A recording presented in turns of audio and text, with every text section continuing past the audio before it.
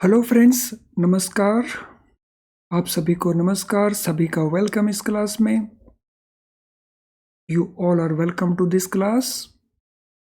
Confirm करें आपका audio video accessible है। Please confirm your audio video is accessible to you. So जितने भी स्टूडेंट्स लाइव क्लास को ज्वाइन किए हुए हैं सभी कंफर्म कर देंगे क्विकली। तो जैसे ही आप कंफर्म करेंगे I will be able to start the discussion. Yes कर दीजिए क्विकली, मैं वेट कर रहा हूँ आपके कंफर्मेशन के लिए। तो चलिए शुरू करते हैं आज के इस लेसन को डिस्कस करना। तो आज का जो हमारा लेसन है वो इम्पोर्टेंट क्वेश्चंस हैं Indian economy and Indian financial system के ऊपर। Module C chapter 22। What type of credit information are included in section 45 to section 45G of Reserve Bank of India Act? तो reserve bank of India act उसका जो section 45A है वहां से लेकर के सेक्शन 45G तक। So what type of credit information is included here, यहाँ पे किस तरह का क्रेडिट इंफॉर्मेशन इंक्लूडेड है। Only information related to loan amounts, information related to loan facilities, securities, guarantees, borrower history and other relevant information. Only information related to borrower's antecedents and information related to borrower income only. तो किस type का credit information included है in this subsection और section. Question number 1,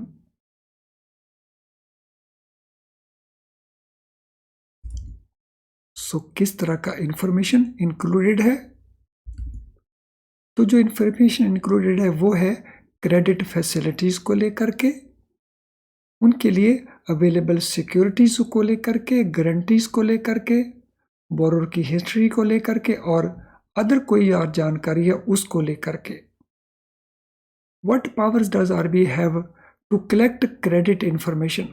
reserve bank of India के पास credit information collect करने के लिए क्या पावर अवेलेबल है। It can only collect information from certain banks. It can only collect information relating to borrowers' antecedents. It can collect information in any manner it deems proper, or it cannot collect credit information at all.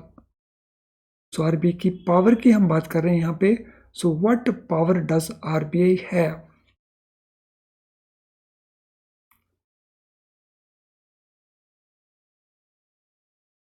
सभी options को carefully read करें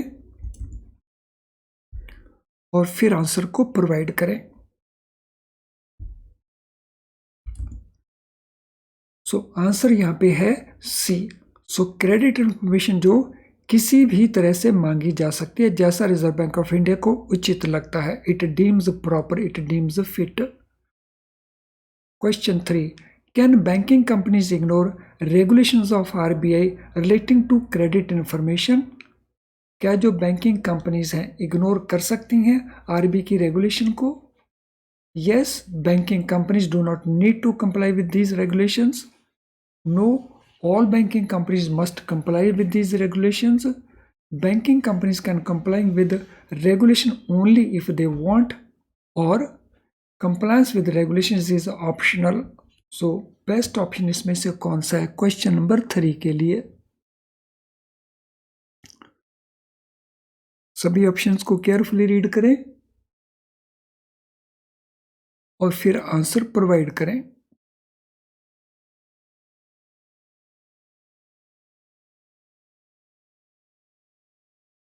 so answer here is B, no. कोई भी banking company मना नहीं कर सकती इन guidelines की कंप्लायंस को लेकर के। Which of the following is not considered relevant credit information under section 45A to 45G of Reserve Bank of India Act? तो इनमें से कौन सी क्रेडिट इंफॉर्मेशन है जो रेलेवेंट नहीं है। Nature of security provided by the borrower, guarantee granted by banking company to the customer, antecedents means and creditworthiness of the borrower, या borrower's favourite colour. तो कौन सी इंफॉर्मेशन इनमें से नहीं मांगी जा सकती? बहुत आसान सा आंसर है क्वेश्चन का। सो आंसर हियर इज डी। तो ए बी सी सारी इंफॉर्मेशन मांगी जा सकती है। Can RBI require a bank to submit credit information to it? क्या रिजर्व बैंक ऑफ इंडिया किसी भी बैंक को डायरेक्ट कर सकता है to submit credit information to reserve bank? No, RBI can not do it. Yes, RBI can only request the bank to submit credit information. Yes, RBI can direct any bank to submit credit information. The RBI requires banks to submit credit information only if they want to. तो इसमें most appropriate answer कौन सा लगता है? Question number 5।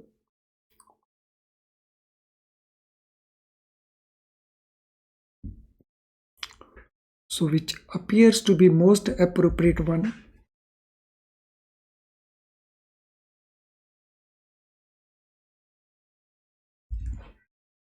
सो question number 5 के लिए answer बनता है C. Reserve bank of India direct कर सकता है, रिक्वेस्ट नहीं, डायरेक्ट कर सकता है किसी भी बैंक को to submit credit information. What is purpose of collecting credit information act information under section 45A to 45G under RBI act? तो उसका पर्पस क्या है? ये इंफॉर्मेशन जो reserve bank of India collect करता है, what is purpose of that?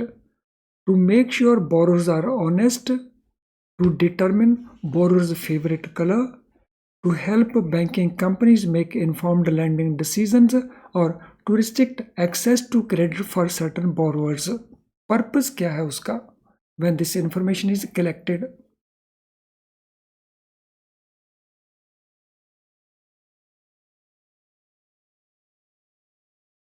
Question number 6. What is the purpose? तो purpose here कि reserve bank of India banking companies को इन्फॉर्म्ड लेंडिंग डिसीजंस में हेल्प कर सकता है। What is procedure for banking companies to obtain credit information from RBI?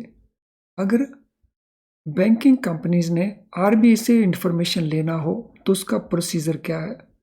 Banking company must submit a request to RBI and disclose the names of companies who have made similar requests.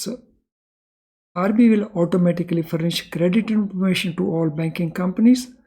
Banking companies must submit a request to RBI, but names of other companies who have made similar requests will not be disclosed. RBI will only furnish credit information to banking companies who have a good credit history. So question number 7. What will be the answer for question number 7?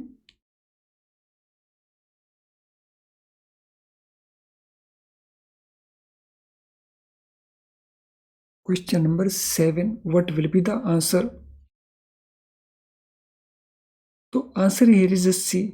Banking companies must submit a request to RBI, but names of other companies who have made similar request will not be disclosed. Is RBI allowed to charge fee for furnishing credit information? क्या reserve bank of India को permitted है कि वो credit information furnish करने के लिए charges fees recover कर सकता है? No, RBI cannot charge any fee. Yes, fee must be less than rupees 10. Yes, fee must not exceed rupees 25. Yes, RBI can charge any fee it deems appropriate. Question number 8. What will be the answer for question number 8?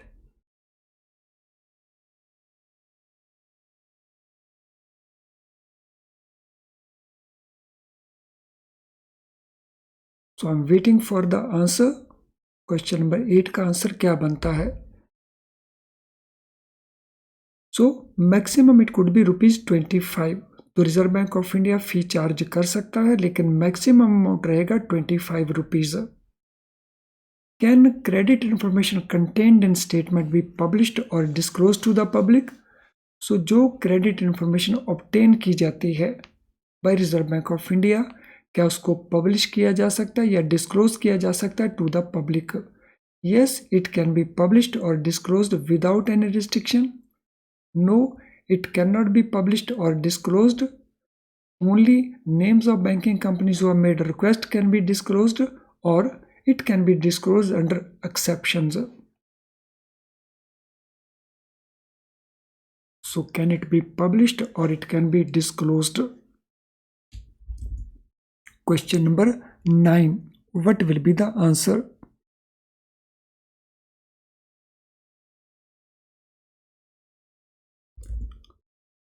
So question 9 के लिए answer रहेगा D.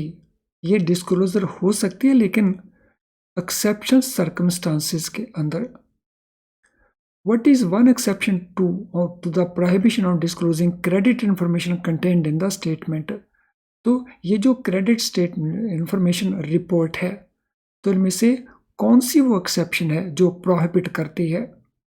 Banking company can disclose credit information to any party without seeking permission from RBI.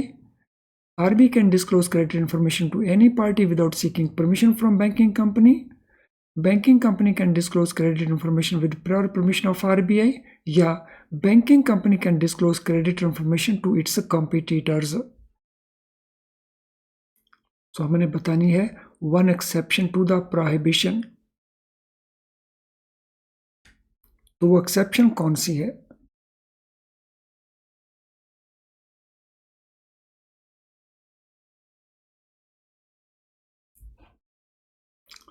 So this prohibition is the C. Banking company can disclose credit information with prior permission of Reserve Bank of India. Under what circumstances can a bank publish credit information for benefit of public information of public interest? So वो कौन से circumstance हैं जब कोई bank यानी reserve bank यहाँ पे है can publish credit information for benefit of the public interest? Only if it would benefit the bank, means Reserve Bank, if it would benefit public interest, if it would harm public interest, or only if it would benefit banking industry as a whole. Question number 11. What will be the answer for question number 11? So answer here will be B. Only if it benefits public interest. Question 12. What is Credit Information Companies Regulation Act 2005? तो ये act क्या है, किस चीज को relate करता है?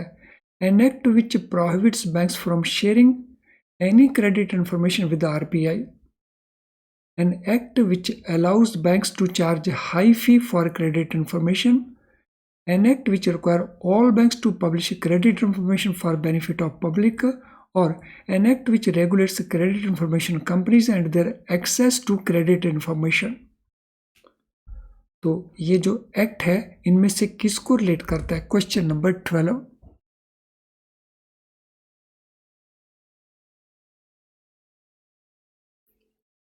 सभी ऑप्शंस को केयरफुली रीड करें और फिर आंसर प्रोवाइड करें.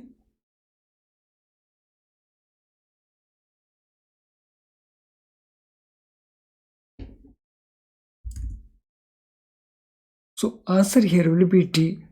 ये रेगुलेट करता है क्रेडिट इंफॉर्मेशन कंपनीज को और वो कैसे क्रेडिट इंफॉर्मेशन को एक्सेस कर सकते हैं. What is non bank financial company according to section 45 subsection 1 of reserve bank of India? RBI के सेक्शन 45(1) के मुताबिक एनबीएफसी कौन है? Any financial institution which is not a bank, a financial institution which is a company, an institution that can receive deposits and lend money, and all the above. तो किसको NBFC कहा गया है section 45 subsection 1 के अंदर? Question 13.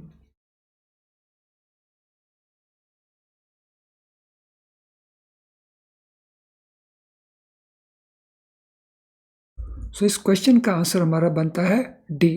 ये सारे के सारे ही एनबीएफसी कहलवा सकते हैं. Any financial institution that is not a bank, लेकिन वो फाइनेंशियल इंस्टीट्यूशन है.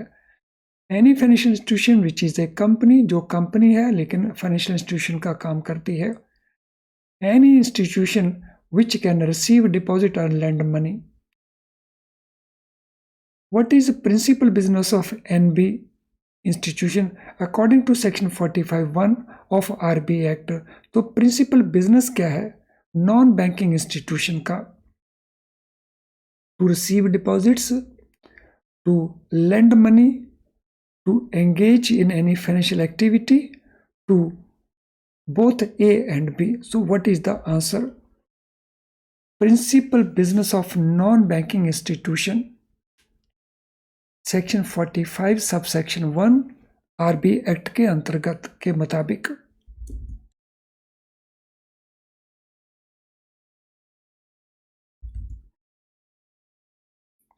तो इस केस में जो हमारा आंसर है वो ए एंड बी दोनों, यानी वो मनी रिसीव भी कर सकते हैं और लेंड भी कर सकते हैं, but subject to certain restrictions imposed by RBI. Friends, अभी तक अगर आपका लाइक डिसलाइक पूरा नहीं किया आपने तो क्विकली उसको कंप्लीट कर दें। मैं वेट कर रहा हूं आपके लाइक डिसलाइक को कंप्लीट करने को। तो जितने भी स्टूडेंट्स लाइव क्लास में ज्वाइन किए हुए हैं राइट नाउ, वो सभी लाइक डिसलाइक को कंप्लीट कर सकते हैं। अगर उनको सेशन यूजफुल लग रहा है तो वो उसको लाइक कर सकते हैं, और अगर सेशन यूजफुल नहीं लग रहा तो वो डिसलाइक भी कर सकते हैं।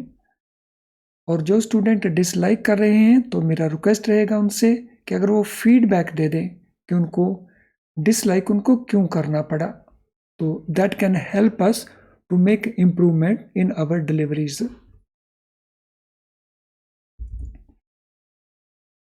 और क्वेश्चन बैंक अगर आपने अभी तक यूज नहीं किया है तो क्वेश्चन बैंक को जरूर यूज करें, जिससे आपके मार्क्स की जो स्कोरिंग है उसमें डेफिनेटली इंप्रूवमेंट रहेगी। चलिए अगले क्वेश्चन के ऊपर चलते हैं। What is required for NBFC to commence or carry on business of non-banking financial institution? अगर किसी NBFC ने नॉन बैंकिंग फाइनेंशियल इंस्टीट्यूशन का काम करना है या कमेंस करना है, शुरू करना है, तो उसको क्या चाहिए? Obtaining certificate of registration from RBI, having net owned funds of ₹1 crore, obtaining permission from central government, or both A and B। तो NBFC को अगर नॉन बैंकिंग फाइनेंशियल इंस्टीट्यूशन का काम करना है या काम शुरू करना है तो किस रिक्वायरमेंट को फुलफिल करना होगा?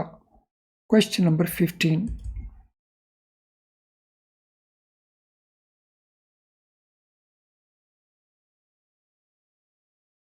सो ये कौन सी रिक्वायरमेंट है?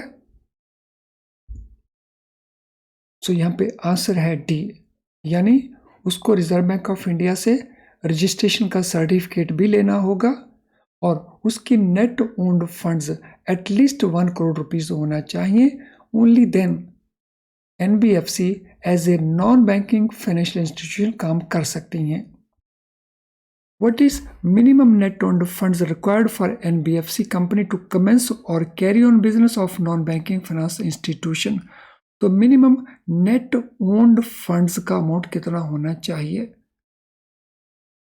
₹25 लाख, ₹50 लाख, ₹1 करोड़ और ₹100 crore. Non banking financial institution के तौर के ऊपर काम करने के लिए NBFC का नेट ओन्ड फंड्स बेस क्या होना चाहिए? Question number 16।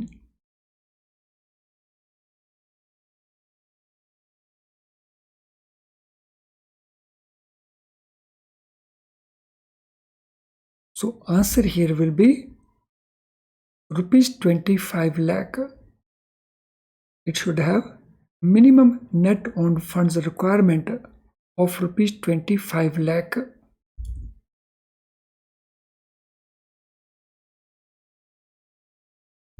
वेल फ्रेंड्स, यहाँ पे मैं इस आंसर को थोड़ा मॉडिफाई करना चाहूँगा। तो यहाँ पे having net owned funds of ₹1 crore, तो ये condition it should be ₹25 lakh.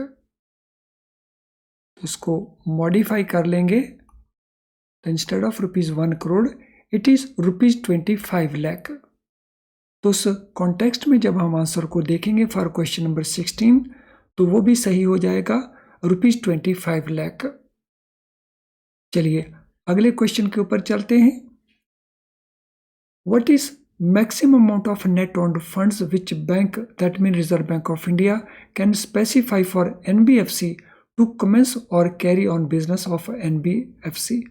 तो NBFC के तौर के ऊपर अगर किसी ने काम करना है तो उसका मैक्सिमम अमाउंट RBI कितना स्पेसिफाई कर सकता है, 25 लाख, 50 लाख, 1 करोड़ या ₹100 करोड़। तो मिनिमम तो 25 होगा, maximum reserve bank of India कितना स्पेसिफाई कर सकता है।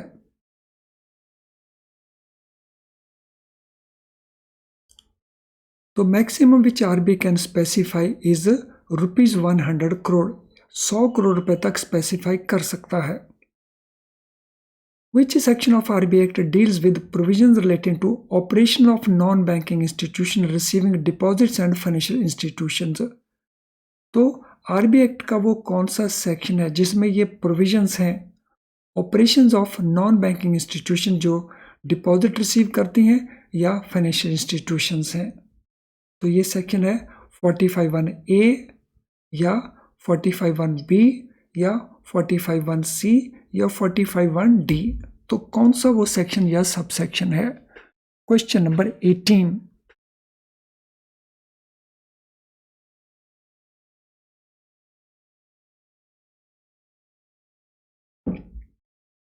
So which section it is or which subsection it is?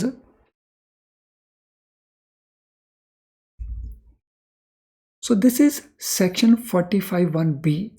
Answer is B here. What is section number for prohibition of acceptance of deposits by unincorporated bodies? जो bodies incorporated नहीं है, जैसे companies होती हैं वो इनकॉर्पोरेटेड बॉडीज हैं, लेकिन partnerships इन अनकॉर्पोरेटेड bodies हैं, अनइनकॉर्पोरेटेड।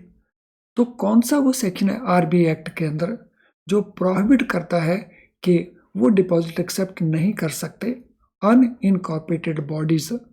तो सेक्शन नंबर हमने बताना है RBI एक्ट का 45(S), 45(U), 45(1), 45(T). सो कौन सा वो सब सेक्शन है या सेक्शन है जो प्रोहिबिट करता है? तो RBI एक्ट का ये कौन सा सेक्शन है? So this is section A, section 45(S). तो इसमें प्रोहिबिट किया गया है कि unincorporated bodies like partnership firms etc. so they cannot accept deposits. Who is prohibited from accepting any deposit if their business includes specified activities? तो किसको prohibit किया गया RBI एक्ट में फॉर एक्सेप्टिंग डिपॉजिट्स अगर उनका बिजनेस स्पेसिफाइड एक्टिविटीज उसमें included है? Any person, only incorporated bodies, only individuals और ओनली लोकल अथॉरिटीज। तो किसके ऊपर ये प्रोहिबिशन है?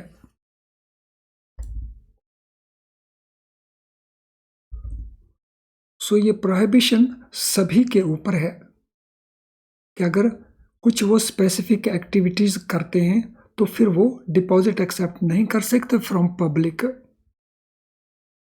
What type of instrument is a derivative? So जो डेरिवेटिव्स होते हैं वो किस तरह के इंस्ट्रूमेंट्स होते हैं?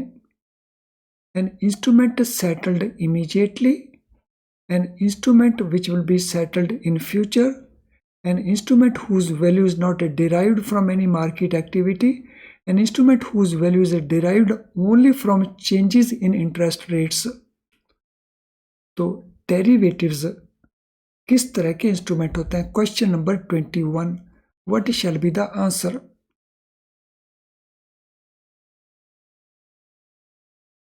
क्वेश्चन 21 के लिए क्या आंसर रहेगा?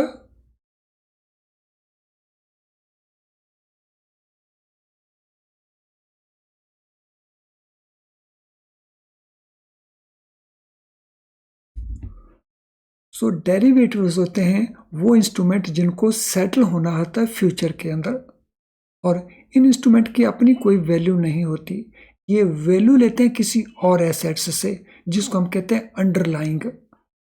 तो यहाँ पे गिवन ऑप्शंस के अंदर only option B is the suitable option. What are types of instruments included in a definition of derivatives? So derivatives की definition में जो रिजर्व बैंक ऑफ इंडिया ने definition दिया है तो किस टाइप के इंस्ट्रूमेंट उसमें इंक्लूडेड हैं, तो ये अलग अलग इंस्ट्रूमेंट है, तो आपको इसमें पहचानना है कि कौन से इंस्ट्रूमेंट डेरिवेटिव्स के अंदर आते हैं। Interest rate swaps, forward rate agreements, foreign currency swaps, corporate bonds, debentures, foreign currency options, foreign currency rupee swaps, foreign currency rupee options and interest rate swaps। तो कौन से इंस्ट्रूमेंट डेफिनेशन में आते हैं डेरिवेटिव्स की डेफिनेशन में? Question 22, what will be the answer?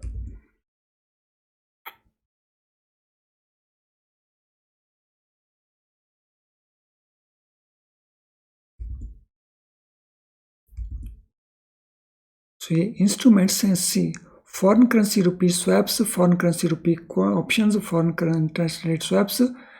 In fact answer C जो है वो करेक्ट आंसर नहीं है, so answer should be A and C, दोनों ही आंसर करेक्ट हैं। Option A plus option C, because interest rate swaps, forward rate agreements and foreign currency swaps, तो ये भी डेरिवेटिव की डेफिनेशन के अंदर कवर्ड हैं।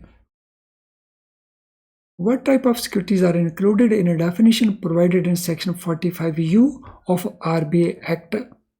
RBA Act की section 45U के अंदर किस टाइप की सिक्योरिटीज को डेफिनेशन में इंक्लूड किया गया है? Securities of central and state government only, corporate bonds and debentures only, securities of local authorities only, securities of central government, state government and local authorities.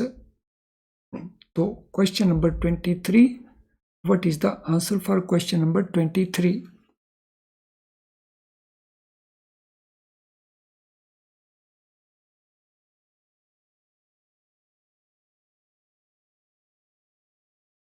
yes, what is the answer for question 23?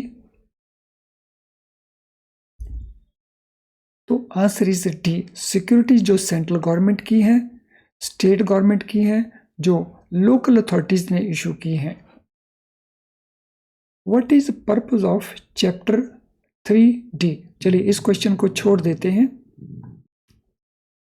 What is definition of securities according to section 45U ऑफ RBA act? RBA act section 45U के मुताबिक securities का definition क्या है? Securities of central government और state government only, corporate bonds and debentures only, securities of local authorities only, या securities of central government, state government and local authorities. So definition of securities according to section 45U। तो virtually ये question repeated है लेकिन थोड़ी सी different form के अंदर है, तो आंसर हमारा बनेगा D. Question number 26, what is RBA power? चलिए इस क्वेश्चन को भी छोड़ देते हैं। RBA की पावर चैप्टर 3D में क्या है?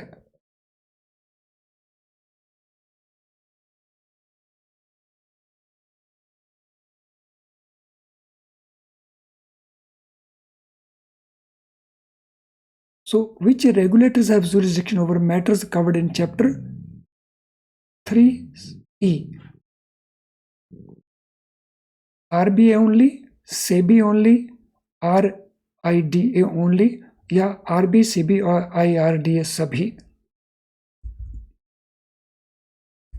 तो answer to this question number is D. तो जो चैप्टर 3 है ई सेक्शन, तो उसमें इन सभी के पास अपनी अपनी जुरिस्डिक्शंस हैं। चलिए फ्रेंड्स, आज के सेशन को हम यहीं पे वाइंड अप करते हैं। हम कंटिन्यू करेंगे इस तरह के और कई सेशंस को लेकर के। Thank you friends, all the best.